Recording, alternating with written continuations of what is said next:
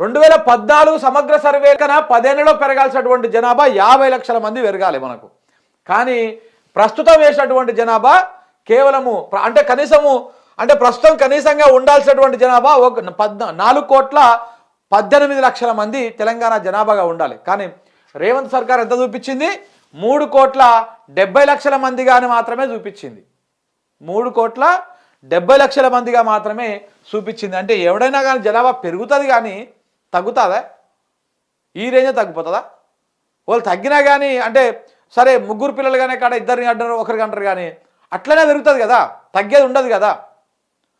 మరి ఇంత వ్యత్యాసం ఎందుకు వచ్చింది అంటే ఇది కేవలం దొంగ లెక్కలు ఇవి. తెలంగాణలో జనాభా తక్కువ కాలే, తెలంగాణలో జనాభా 4 కోట్లకు పైనే ఉన్నారు ఇప్పుడు.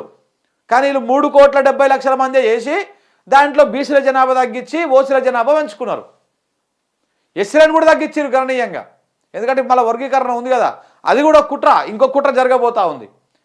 కాంగ్రెస్ చెప్పింది చెయ్యదు, కాంగ్రెస్ అనేది చెప్పింది అస్సలే చెయ్యదు, మోసం మాత్రము ముందు వరుసలో చేస్తుంది. అగో జనాభా వృద్ధి రేటు పడిపోయిందా లేక సర్కారు లెక్క తప్పిందా? 100% సర్కారు లెక్క తప్పింది. ఎట్ట పడిపోతుంది వృద్ధి రేటు? ఇక 2011లో జరిగిన జాతీయ జనాభా లెక్కల ప్రకారమే మన రాష్ట్రానికి సంబంధించిన వార్షిక వృద్ధి రేటు జనాభా వృద్ధి రేటు 1.35%. 13 ఏళ్లలో వృద్ధి రేటు సుమారుగా 19.5%. ఈ లెక్కన 13 ఏళ్లలో కనీసం పెరగాల్సిన జనాభా 70 లక్షలు. కానీ ప్రస్తుతం కులగణనలో పోల్చి చూస్తే 13 ఏళ్లలో పెరిగిన జనాభా 19 లక్షలే. అంటే 15 ఏళ్లలో మొత్తం జనాభా 5.5% అని చెప్పేసి వీళ్ళు లెక్కేస్తూ ఉన్నారు. మరి మిగిలిన 50 లక్షల మంది ఎక్కడ పోయిర్రు? రేవంత్ రెడ్డి ఈ లెక్క చెప్పాలి. ఏడుకు పోయిర్రు వాళ్ళు? ఎటు పోయిర్రు? 2015 నుంచి 2023 డిసెంబర్ నాటికి కళ్యాణ లక్ష్మి చెక్కులు అందుకున్న బీపీఎల్ జంటలు 13 లక్షలు. కాంగ్రెస్ పాలనలో ఇచ్చినవి కలిపితే 14 లక్షలు.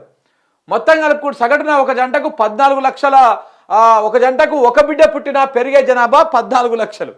ఈ లెక్క ప్రకారం చూసుకున్నా కానీ అంటే దాదాపు కళ్యాణ లక్ష్మి ఇవన్నీ కలుపుకుంటే ఈ 10 ఏళ్ల కాలంలో ఎప్పటి నుంచి 2015 నుంచి 2023 దాకా ఈ లెక్క ప్రకారం వేసుకుంటే 14 లక్షల మంది జంటలకి ఈ కళ్యాణ లక్ష్మి చెక్కులు వంచిరంట. మరి ఆ పెళ్లి చేసుకున్నోడు కనీసం ఒక్కరన్నా అంటారు కదా.